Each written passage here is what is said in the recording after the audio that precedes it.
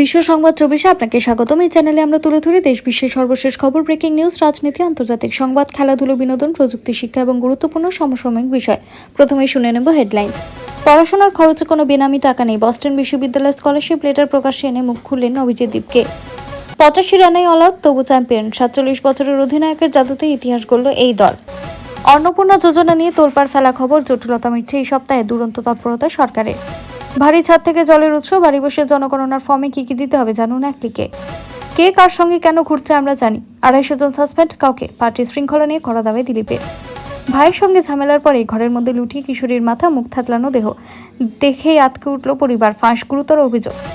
Gas ডেলিভারিতে বড় পরিবর্তন, নতুন সুবিধা আনলো ইন্ডিয়ান, জানুন বিস্তারিত। ছাত্র আন্দোলন আমাদের বোকা বানিয়েছিল, ককরোচের আন্দোলন কি বাংলাদেশের ছায়া দেখছে তসলিমা? জয়েশ জঙ্গির নিশানায় মুখ্যমন্ত্রী, দীর্ঘ নীরবতা ভেঙে চাঞ্চল্যকর পোস্ট বহিষ্কৃত পার্থর। আমায় ভুলে যেও না, দেশের স্বাধীনতা লড়াইয়ে দাঁড়িয়েছিলাম। 20 বছরের কিশোরকে ফাঁসিতে ঝোলালো ইরান।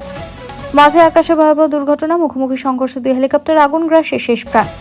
পুলিশেরই নিরাপত্তা চাই, জারি অ্যালার্ট। কি হচ্ছে বাংলাদেশে? টুলু মামলায় যোগ, পাথর খানতানের সঙ্গে যুক্ত 3 ব্যবসায়ীর উপরে এলো পাথরে গুলি নলহাটিতে। বাংলায় পরপর অ্যালার্ট, বড় বিপদের শঙ্কা, অতি ভারী বৃষ্টি ভাসাবে কোন কোন জেলা। ক্যাগ রিপোর্টে বিস্ফোরক তথ্য, অভিষেকের বিরুদ্ধে দুর্নীতির হাতে গরম প্রমাণ নিয়ে দিল্লি ছুটছেন ঋতব্রত। বাকিপুরি জেনজির বদলাপুর, 30 বছরের গেরুয়া দুর্গ পুরো ধসিয়ে দিলেন পিকে ভোটের বড় খবর। 215 জন কর্মীর বেতন আটকে কাতর আর জি তৃণমূলের, পাল্টা সওয়াল কেন্দ্রের, কি বলল সুপ্রিম কোর্ট। সুপ্রিম কোর্টে বিরাট ধাক্কা অভিষেকের, বিদেশ যাত্রায় নিয়ে সর্বোচ্চ আদালতের বড় নির্দেশ, কি করবেন সাংসদ। 3 তারিখ দুপুর থেকে অন্নপূর্ণা ভান্ডারের টাকা ঢোকা শুরু, শেষ মুহূর্তে স্ট্যাটাস চেক করবেন কিভাবে। লাফিয়ে লিড বাড়ছে প্রশান্ত কিশোরের, নীতিন নবীনের গড়ে বড় ধাক্কার মুখে বিজেপি। ছাত্রীরা পাবে 25,000 টাকা, কন্যারত্ন স্কিমের যোগ্যতা থেকে আবেদন পদ্ধতি সব জানুন। দিনের বেলায় আধারে ঢাকবে ইউরোপ, মহাজাগতিক বিস্ময়ের সাক্ষী হতে উন্মুক্ত আকাশপ্রেমীরা। এবার আসছে বিস্তারিত খবরে।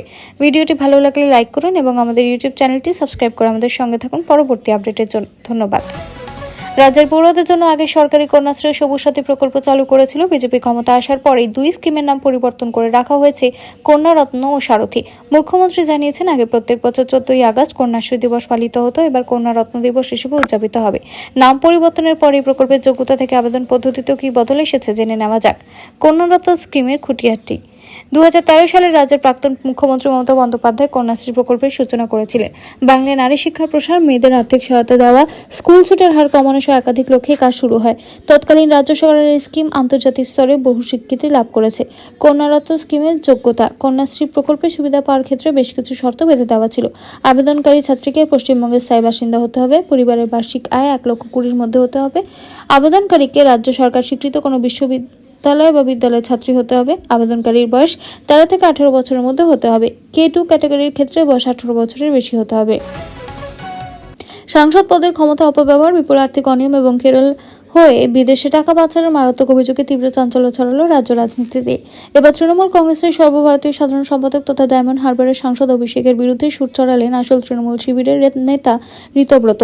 সূত্রের খবর, ক্যাগ রিপোর্টের তথ্যসূত্রকে হাতিয়ার করে অভিষেকের বিরুদ্ধে ওঠা একাধিক দুর্নীতির হাতে গরম প্রমাণ পৌঁছে গিয়েছে ঋতব্রতর হাতে, জানিয়ে এবার দিল্লির দরবারে নালিশ জানতে চাওয়ার তোড়জোড় চলছে। অভিযোগের কেন্দ্রবিন্দুতে রয়েছে ডায়মন্ড হারবার সংসদীয় এলাকার 7টি বিধানসভায় চালু হওয়া সেবাশ্রয় স্বাস্থ্য শিবির। অভিযোগ, সাধারণ মানুষের চিকিৎসার নাম করে শুরু হওয়া এই প্রকল্পে মারাত্মক আর্থিক নয়ছয় হয়েছে। চিকিৎসায় গাফিলতির পাশাপাশি বেআইনি অর্থ আড়ালের পেছনে এক কেরল লবির যোগসূত্র দাবি তুলেছেন ঋতব্রত। তার বিস্ফোরক অভিযোগ, সেবাশ্রয়ের বিপুল কালো টাকা কেরলের উপনির্বাচনে ব্যবহার করার পাশাপাশি একটি বিলাসবহুল বিচ রিসোর্ট বৈঠকের পর ইউরোপের অন্যতম নিরাপদ ট্যাক্স হেভেন কেমান আইল্যান্ডে পাচার করা হয়েছে। বিহারের বাকিপুর বিধানসভা উপনির্বাচনে বিজেপির জন্য অস্বস্তি আরও বাড়ছে। 31টির মধ্যে 11 রাউন্ডের গণনা শেষে জনসুরাজ পার্টির প্রতিষ্ঠাতা প্রশান্ত কিশোর পেয়েছেন 21,941 ভোট এবং বিজেপির প্রার্থী নীরজ কুমারকে 6,419 ভোট পেছনে ফেলে শক্তিশালী লিড ধরে রেখেছেন। বিজেপির সর্বভারতীয় সভাপতি নীতিন নবীনের ছেড়ে যাওয়া আসনে বর্তমান ট্রেন্ড রাজনৈতিক মহলে বড় চর্চার বিষয় হয়ে উঠেছে। নির্বাচন কমিশনের সর্বশেষ তথ্য অনুযায়ী 11 রাউন্ড শেষে প্রশান্ত কিশোরের ঝুলিতে রয়েছে 21,941 ভোট। বিজেপির নীরজ কুমার পেয়েছেন 15,522 ভোট, ফলে দুই প্রার্থীর ব্যবধান বেড়ে দাঁড়িয়েছে 6,419 ভোট। আরজেডির রেখা কুমারী আপাতত তৃতীয় স্থানে রয়েছেন 4,223 ভোট নিয়ে। বীরভূমের পাথর সম্রাট টুলু মণ্ডলকে নিয়ে রাজ্য জুড়ে শোরগোল, আর এর মধ্যে পাথর খাদানগুলিকে বিস্ফোরক সরবরাহকারী ব্যবসায়ী ও তার দুই সহযোগীর উপর প্রাণঘাতী হামলা চালালো দুষ্কৃতীরা। রবিবার গভীর রাতে বীরভূমের নলহাটি থানার উদয়ননগর গ্রামে ঘটনাটি ঘটে। দুষ্কৃতীদের গুলিতে জখম হন ব্যবসায়ী শাহ আলম শেখ এবং তার দুই সহযোগী। এই ঘটনায় এলাকা জুড়ে ব্যাপক চাঞ্চল্য ছড়িয়ে পড়ে। জখমদের মধ্যে দুজনের অবস্থা আশঙ্কাজনক হওয়ায় তাদের দুর্গাপুরে একটি হাসপাতালে স্থানান্তর করা হয়। অপর একজন বর্তমানে রামপুরহাট গভর্নমেন্ট মেডিকেল কলেজ ও হাসপাতালে চিকিৎসাধীন। এই ঘটনার সঙ্গে টুলুর কোনো যোগ রয়েছে কিনা তা খতিয়ে দেখছে পুলিশ। পুলিশ সূত্রে খবর, দুষ্কৃতীরা মোট 11 রাউন্ড গুলি চালায়।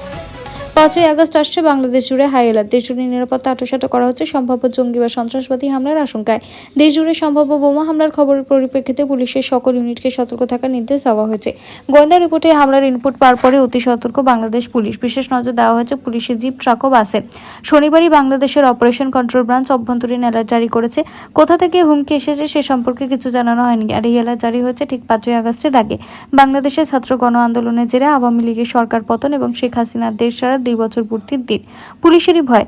হাসিনা সরকারের পতনের 2 বছর পূর্তিতে গোয়েন্দা সংস্থাগুলি শঙ্কা প্রকাশ করেছে যে এই সময় পুলিশ ও নিরাপত্তা বাহিনীর উপর হামলা হলেও হতে পারে। সেই কারণে এই দেশ জুড়ে পুলিশ ইউনিটগুলোকে অতিরিক্ত সতর্ক থাকতে বলা হয়েছে। দীর্ঘদিন ধরে রাজনৈতিক ও দলের মূল স্রোত থেকে সম্পূর্ণ দূরে থাকার পর আচমকায় খবরের শিরোনামে উঠে এসেছেন পার্থ চট্টোপাধ্যায়। তবে কোনো দলীয় বা রাজনৈতিক কারণে নয়, বরং রাজ্যের বর্তমান মুখ্যমন্ত্রী শুভেন্দু অধিকারীর নিরাপত্তা সংক্রান্ত একটি অত্যন্ত চাঞ্চল্যকর তথ্য সামনে আসার পরই সোশ্যাল মিডিয়ায় তীব্র উদ্বেগ প্রকাশ করেছেন তিনি। আর কারাগারে বসে বা বন্দিদশার মাঝে তার এই আকস্মিক পোস্ট ঘিরে এই মুহূর্তে চরম উত্তপ্ত হয়ে উঠেছে বঙ্গ রাজনীতি। সম্প্রতি পূর্ব বর্ধমান জেলা থেকে হামিম মণ্ডল নামে সন্দেহভাজন জঙ্গিকে গ্রেপ্তার করেছে এসটিএফ। তদন্তকারীদের চাঞ্চল্যকর দাবি, ধৃতের সঙ্গে পাকিস্তান ভিত্তিক জঙ্গি নেটওয়ার্ক ও নিষিদ্ধ জঙ্গি সংগঠন জৈশ ই মোহাম্মদের গভীর যোগসূত্র রয়েছে। এনক্রিপ্টেড অ্যাপের মাধ্যমে নাকি বেশ কয়েকজন পাকিস্তানি হ্যান্ডলারদের সঙ্গে সে নিয়মিত যোগাযোগ রাখত। এসটিএফ এর তদন্তে উঠে এসেছে যে পাকিস্তানি হ্যান্ডলারদের মূল টার্গেট ছিলেন রাজ্যের মুখ্যমন্ত্রী শুভেন্দু অধিকারী স্বয়ং।